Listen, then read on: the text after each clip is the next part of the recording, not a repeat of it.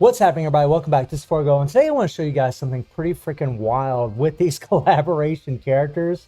Honestly, I think, sometimes as much as we like to tote them up, we still maybe even undervalue them a little bit because they really are insane. And today we're just going to be focusing on SS Neotingo, Paradise Honoka, and then we're just going to throw in old Mizzy here, one of our KOF original babies, for this run that we're going to do against Immortal Rock. And Immortal Rock, and in my opinion, is the hardest Immortal dungeon of them all. Some people think it's Immortal Vulcan, which is pretty typical. It really depends on your perspective. But personally, I've always thought that Rock was the hardest. I mean, this guy does this dashing move where he just can pretty much destroy you, right? It's just over.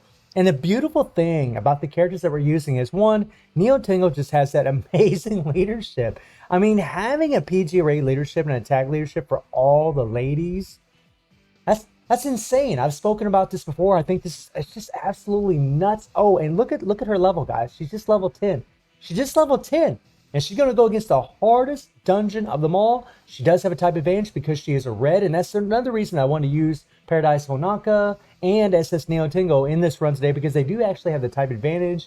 And, well, we just want to see how well they're actually going to do. And they're going to do pretty damn well. And then we got Mizzy on there, who also gets buffed from Neotingo, which is insane, right? And the thing about Neotingo, and I've spoken about this before, is this shield. This shield is freaking nuts. This thing gives her so much survivability because as long as this thing's up, she's not going to take any damage at all. And the thing about Immortal Dungeons is, a lot of times they don't do a lot of hits. They do just like one big explosion or one big hit. They jump up and they slam down, and they just hit you one or two times. So the shield will actually stay up for that entire 7 seconds, and you won't take any damage at all. Neotingo's got insane survivability. That's not to mention the DOA 6 core passive, where they decrease damage received by 30%. It's just nuts. Oh, on top of having all the PG rate, having 50% PG rate with her leadership, that's just nuts, right? All the damage that this girl can do. We are running just the KS set on the girl because it synergizes really well. And if you really wanted to make her even more of a tank, because that shield's only up 50% or more, you could actually throw on the Athena set. Let's see if I can show you guys this here.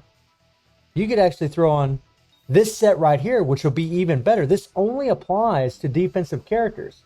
Neotingo is a defensive character, so she can actually benefit from this damn thing. So whenever SS Mai and SS Athena come back in another banner, this card set will probably be available for you guys. And man, I'll tell you what, it's going to make a character like SS Neotingo just skyrocket because of all the extra damage and the extra survivability. Just a nutso set for her. By the way, I ended up doing the Marie Rose event last night a little bit, and I did end up getting another 3PG for Neotingo, which is pretty awesome because it actually had a little extra CP, so I actually got pretty lucky on that. 46,000 CP, my friends, right? Oh, yeah. And, whoops, didn't mean to click on that. And 1 imprint stone, right? And you definitely want to run with attack stones for Neotingo. I mean, she's got attack buff, she's got attack base of defense. And then we have Honoka.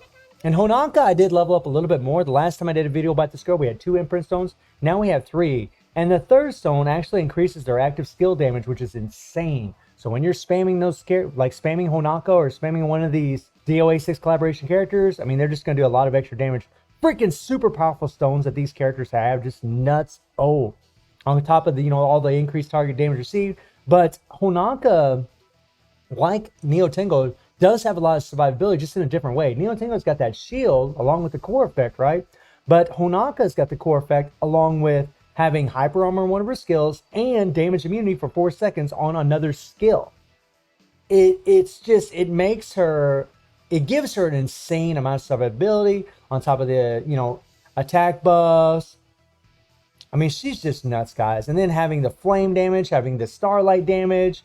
And that's another thing about Immortal Rock. Characters that have burn, whenever you're applying burn to Immortal Rock, you're going to do a lot more damage to this guy. So the fact that these two girls had the type advantage, right? One of them has burn on her, right? You're getting the PG rate leadership from SS Neotingo. It's just an insane combination. And, Honoka here, she's actually going to have 40% PG rate with Neotingo's leadership, and then having this extra critical damage. I mean, I wish to God I had that DOA 6 collaboration card set. I would slap that on Honoka for this. Oh my gosh, she'd be even better than what she already is.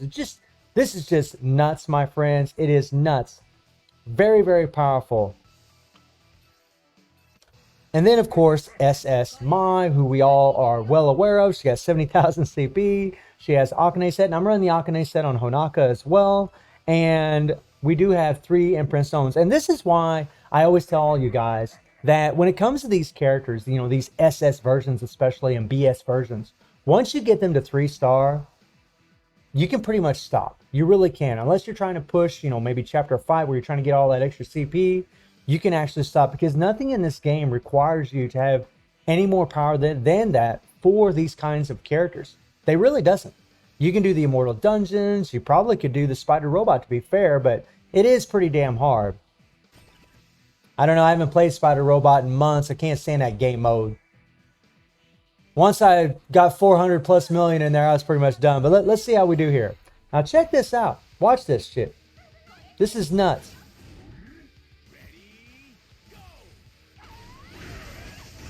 Okay. And we'll just go, go, go.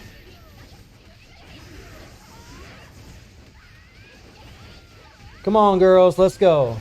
And I'm going to start spamming Neotingo here because Mizzy, I knew it. Mizzy has 45% PG rate with her core and with that extra PG rate that she's getting from her imprint stone. And then along with Neotingo's PG rate leadership, I mean, Mizzy's got 65% PG rate, which is nuts. So she builds up her 3 PG very, very quickly. And, you know, always with these girls, it's, you know, the objective is just to use the 3 PGs as much as possible. Oh, yeah, it's perfect, perfect, perfect. And I'm telling you guys, I did a test run earlier. And these girls were freaking insane. Let's go. Honoka should have her 3 PG about built up right now. There we go. We'll switch to Mizzy. Try to build up Mizzy's 3 PG. I did notice there was a little bit of a bug in here also earlier. You know, your 3 PG would just set off when you didn't really want it to. Bit annoying. Oh, the ladies are getting it done, my friends. I mean, look at them. Look at them go. Right? They're just freaking murdering this thing.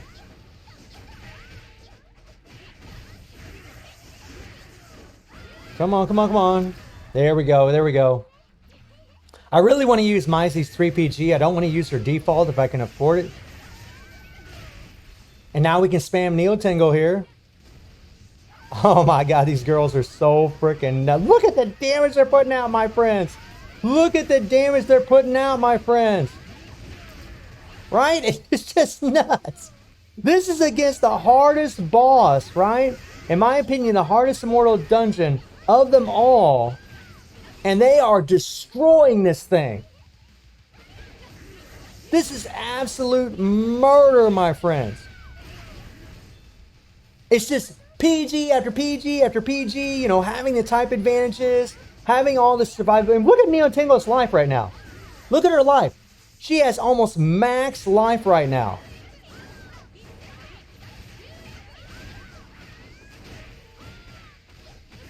So I'm going to go ahead and just play with Mizzy a little bit here. Build up her 3 PG. There we go. Really, I could have done her default, really. I mean, Mizzy builds up her 3 PG so fast, it's not even funny. And even Honoka here, right?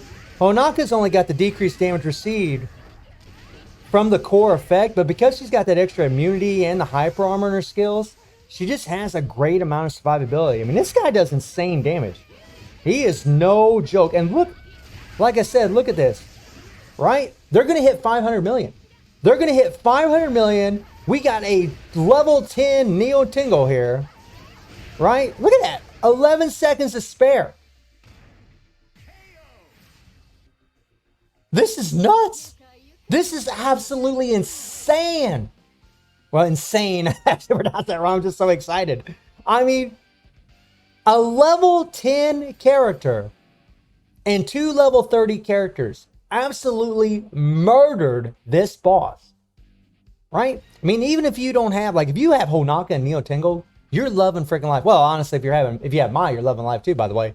But if you have those two collaboration characters, you're just loving it because, like, say you have Rachel, right? You know, the Seven Nights Rachel. You could put her in there. You could put a different lady in there. I mean, another collaboration character that we just had in there, and they are going to do just nuts damage on top of having all that extra survivability. And really, the easier characters are to play, the more survivability that they have on top of all the damage that they have, just makes them that much better, right? A lot of problems we had early on in these Immortal Dungeons is we'd bring a character in here and we'd be like, oh, level 10, and we'd see what we can do. And then they die. Almost instantly, they just freaking die.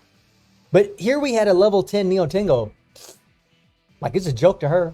She almost remained full life the whole fight. Yeah, and in one team, we hit that 500 million.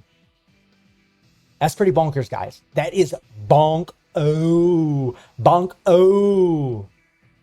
The ladies are getting it done, my friends. Holy crap. Whenever we test against Immortal Victor, I always think, it's an easy boss, right? An easy dungeon. But against Immortal Rock, to do that kind of damage and to do it that fast and then to have all that survivability on top of it, that is a massive feat. That is a massive feat, my friends. So let me know how y'all feeling about the ladies. And I do stream on Twitch.